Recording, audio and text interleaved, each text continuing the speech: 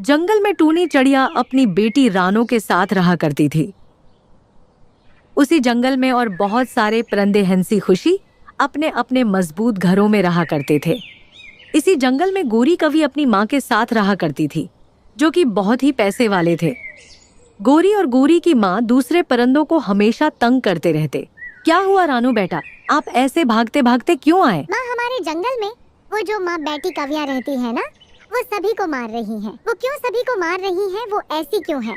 अच्छा ऐसा क्या, वो ऐसे क्यों मार रही हैं? चलो आओ चलकर वहाँ पर देखते हैं कि वो सभी को क्यों मार रही हैं। रानो चिड़िया और टूनी दोनों वहाँ पर आ जाती हैं। मेरे पैसे तुम जल्दी से जल्दी लौटा दो, वरना मैं हर रोज आकर ऐसे ही तुम्हारी पिटाई करूंगी। ऐसे गोरी और गोरी की माँ गरीब परिंदों की पटाई करके वहाँ से चली जाती हैं। बेचारे वो गरीब परिंदे गोरी कवि की माँ से मार खाकर वो भी वहाँ से चले जाते हैं। ऐसे ही गौरी और गौरी की माँ हर रोज गरीब परिंदों को मारती है। वो अपने पैसों पे दगने पैसे मांगती है। जिसने भी उससे उधार लिया वो उसे बढ़ाकर मांगती है। अब हम गरीब परिंदे क्या करें? अब पैसे भी तो नहीं जो दे सकें। हम सब ने उद्धार न लेकर बहुत अच्छा किया, लेकिन हमारे दोस्त परिंदे तो उसके जंगल में फंस चुके हैं। अब हम उनकी कैसे मदद करें? हमें कुछ न कुछ करना होगा। ऐसे ही कुछ दिन गुजर जाते हैं। इसी जंगल में एक बहुत खूबसूरत नदी थी। टूनी चिड़िया अपनी बेटी रानो के साथ वहाँ पर बैठी हुई थी। मामा, हमारा जंगल कितना खूबसूरत है, चारों तरफ हरियाली ही हरियाली है। ये कितना खूबसूरत लगता है। हाँ बेटा, अगर ये बड़े बड़े दरख्त ना हों तो हमें बहुत मुश्किल उठानी पड़ती। ऐसे ही कुछ दिन गुजर जाते हैं। गोरी बेटी, मुझे एक तरकीब आई है। क्या तरकीब है माँ, बताओ। गौरी, जंगल के पास कितनी बड़ी जमीन है। इस सारी जमीन पर लगे हुए पेड़ हम काट देते हैं उसे हमें बहुत पैसे मिलेंगे। हाँ माँ, जंगल के परिंदे तो पागल हैं, इन्हें क्या पता लगेगा। हम ऐसा ही करते हैं, मुझे काम करना अगले है। दिन गोरी की माँ नदी के पास कुछ कौओं को दरख्त काटने के लिए बुला लेती है। जब जंगल के दूसरे परिंदों को इस बारे में पता चलता है तो वो बिना देर किए गोरी कवि की माँ के पास आते हैं। माँ जी, आप ऐसा क्यों कर रही हो? जंगल के बड़े बड़े पेड़ क्यों काट रही हो? मुझे काम करना है, इसलिए मैं बड़े बड़े पेड़ काट रही हूँ। प्लीज आप ऐसा मत करें। इन दरख्तों की वजह से ही नदी का बांध नहीं टूट रहा। अगर आप दरख्त काट देंगी तो नदी का पानी जंगल में आ जाएगा। तुम सब की बात में क्यों मानूं? मैंने जो करना है मैं वही करूँगी। फिर गोरी की माँ वहाँ के सारे दरख्त काट देती है। सारे परिंदे वहाँ से उदास होकर चले जाते हैं। अगर बारिश हो गई तो नदी का पानी जंगल में भी आ सकता है, इसलिए सभी परिंदे बहुत डरे हुए थे। माँ, क्या हुआ? पैसे उदास क्यों बैठी हैं? फिर टूनी सारी बात रानो को बता देती है। कुछ देर के बाद बहुत तेज बारिश आ जाती है। फिर सभी परिंदे टूनी चिड़िया के घर आ जाते हैं। टूनी, इस जंगल में तुम्हारा ही घर मजबूत था, इसलिए हम तुम्हारे घर में आ गए। बारिश की वजह से नदी का पानी भर जाता है, जिसकी वजह से सभी परिंदों के घर पानी में बह जाते हैं। टूनी चिड़िया का घर भी बारिश में बह जाता है। गोरी और गोरी की माँ की वजह से ही ये सब कुछ हो रहा है। वो तो अपने घर में आराम से बैठे हैं। हम सब गरीब परिंदे ही मुश्किल में हैं। परिंदों, हम सब इसका बदला जरूर है लेंगे। जैसे ही बारिश रुक जाएगी हम सब उनके घर जाकर उनकी पटाई करेंगे। सब परिंदे गोरी के घर चले जाते हैं और जाते ही गोरी और गोरी की माँ को बहुत मारते हैं। मेरे दोस्तों, इस जंगल में तो बहुत सर्दी है। हमें मिलकर कुछ ऐसा करना चाहिए जिससे हम इस जंगल में सर्दी का सामना कर सकें। यहाँ पर तो बहुत ज़्यादा बर्फ़ पड़ती है। क्यों ना हम इस जंगल में अपना मजबूत घर बना लें, ताकि सर्दी से हम आराम से बच सके। हम सब मिलकर एक ही बड़ा सा घर बनाएंगे जिसमें हम सभी आराम से आ जाएं।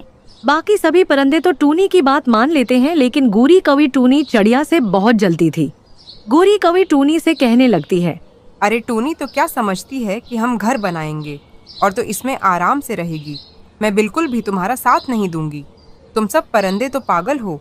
ये टूनी चाहती है कि हम सब मिलकर घर बनाएं और ये कीली इसमें रहे।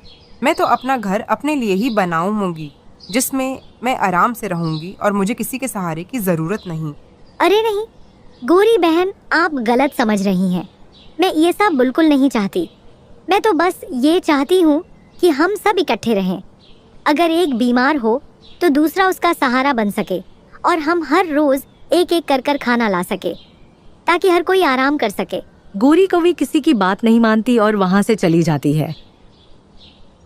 गोरी कौवी जाकर एक दरख्त पर बैठ जाती है और वहां पर अपना घर बनाने का सोचती है और कहने लगती है, ये जगह तो बहुत अच्छी है, ये सबसे ऊंचा दरख्त है, यहाँ से तो सब कुछ नजर आता है। मुझे अपना घर यहीं पर बनाना चाहिए। टूनी चिड़िया क्या समझती थी कि मैं उसकी बात मान लूंगी और उसके साथ उसके घर में रहूंगी। मुझे अपना घर अलहदा ही बनाना चाहिए। कबूतर और तोता तो पागल थे। अच्छा हुआ मैं वहाँ से आ गई। मुझे अब अपना घर जल्दी जल्दी से मुकम्मल करना चाहिए। गोरी कौवी अपना घर बनाने लगती है। गोरी का भी बहुत जल्दी से अपना घर मुकम्मल कर लेती है। गोरी कौवी अपने घर को अपनी तरफ से बहुत मजबूती से बनाती है और हर इस जगह पर जहाँ से टूटने का डर हो वहाँ से बड़ी मजबूती से लिकड़ को जोड़ देती है। गोरी कौवी अपना घर बनाकर इसमें जाकर रहने लगती है। टूनी चिड़िया और उसके दोस्तों ने अपना घर बना लिया था। इन सब ने अपना घर बहुत मजबूती से बनाया था। टूनी चिड़िया कबूतर से कहने लगती है, कबूतर भाई ना जाने गौरी किस हाल में होगी बाहर। बहुत तेज तूफान आने वाला है और उससे बहुत ठंड हो चुकी है। अभी हमें बहुत सर्दी लग रही है। न जाने गोरी ने अपना घर बनाया होगा या नहीं।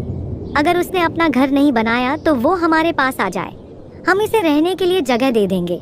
लेकिन गोरी कभी तो किसी की बात ही नहीं मानती। न जाने वो किस हाल में होगी। मुझे तो लगता है बहुत तेज तूफान आएगा। टूनी बहन गोरी ऐसी ही है, वो किसी की बात नहीं मानती। वो हाँ अपनी बात ही मानती है। मुझे लगता है उसने अपना घर बना लिया होगा। अगर उसने नहीं भी बनाया तो हमें क्या, उसने हमारी बात कौन सा मानी जो हम उसकी परवाह करें। नहीं कबूतर भाई, वो जैसी भी है हमारी दोस्त है। हमें ऐसा नहीं कहना चाहिए, बल्कि हमें तो उसका साथ देना चाहिए।